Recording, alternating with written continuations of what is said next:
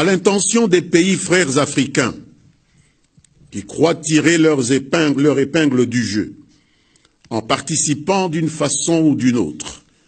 à des projets de déstabilisation de leurs voisins par certaines puissances non africaines qui veulent, contre toute évidence, faire admettre qu'on peut apporter la démocratie par les canons, nous disons qu'il n'y a rien de nouveau dans ce jeu malsain qu'on tente de leur faire jouer sous nos tropiques. Le défunt président zaïrois, le maréchal Mobutu, s'y était prêté en son temps, souvenez-vous, en offrant il n'y a pas si longtemps, depuis notre territoire, des facilités pour aider à imposer le maintien de l'Angola dans le giron occidental, au plus fort de la guerre froide. Souvenez-vous, il a aussi permis l'installation de bases militaires au nord-est de notre pays, dans l'actuelle province du Haut-Ouélé. S'il y a aujourd'hui un aéroport macadamisé à Isiro, c'est le fruit de cette politique pour la partition du Soudan,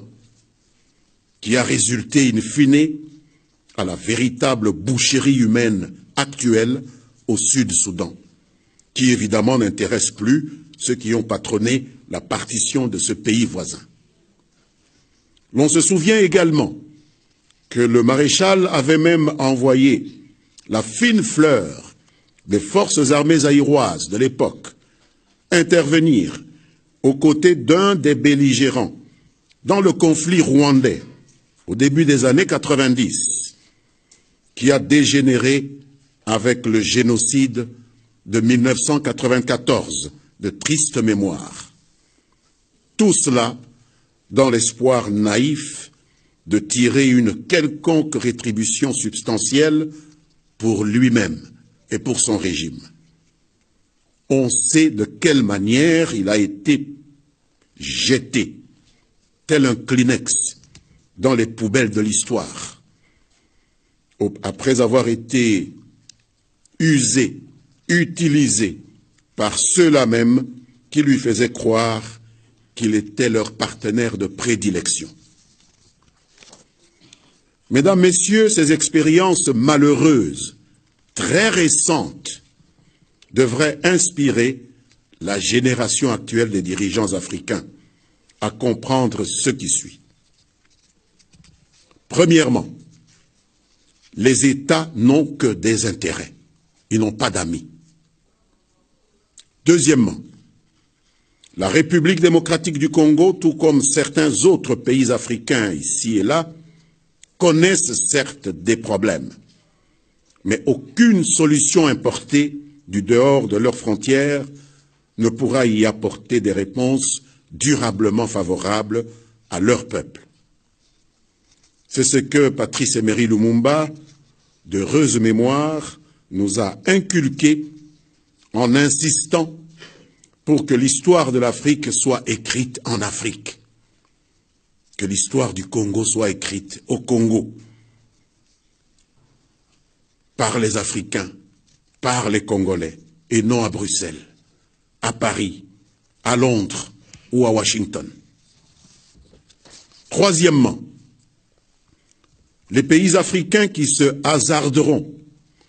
à servir de tête de pont ou de sous-traitants à des stratégies extérieures hostiles à la République démocratique du Congo, élaborées ailleurs, seront toujours payés en monnaie de singe, en plus de la résistance farouche du peuple congolais à laquelle ils devront s'attendre, parce que nous en avons maintenant les moyens. Quatrièmement, l'Union africaine et la Conférence internationale sur la région des Grands Lacs sont les seuls cadres de concertation et d'élaboration des politiques communes aux États membres. Il ne serait pas de bonne politique de s'en servir comme instrument à la disposition des intérêts particuliers de ceux que nous, États membres de ces organisations régionales et sous-régionales, désignons, pour coordonner le temps d'un mandat, nos actions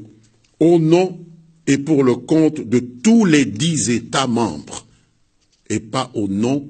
et pour le compte de leur propre régime. Plaise au ciel que la position sur la situation en République démocratique du Congo dont a parlé le président français soit celle définie par ces organisations régionales et sous-régionales en plein accord avec la République démocratique du Congo elle-même, qui de ce fait ne pourra que la soutenir, et non pas celle particulière aux 2 États membres cités par M. le Président Macron dans sa déclaration. Si tel n'est pas le cas, le peuple congolais s'assumera, comme par le passé, car la sagesse africaine nous apprend, je vous le répète, je vous l'avais dit ici une fois, que si l'on voit un lion débordé de gentillesse à l'approche d'un troupeau de brebis, il faut s'en méfier, car cela n'est pas l'expression de l'amour qu'il éprouverait envers le troupeau, mais plutôt celle d'un appétit vorace, dissimulé derrière un simulacre de compassion qui cache mal sa réputation de prédateur. Et lorsqu'un prédateur se met à jouer au vigile ou au protecteur dans la proximité de la bergerie, il revient au berger de redoubler de vigilance. Les Congolais ont donc tout intérêt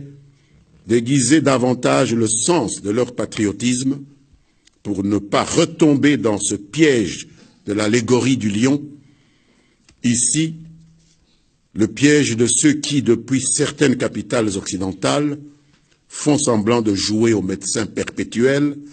au chevet de leur patient éternel, la République démocratique du Congo. Voilà la communication que j'avais à vous faire au nom du gouvernement de la République démocratique du Congo. Je vous remercie.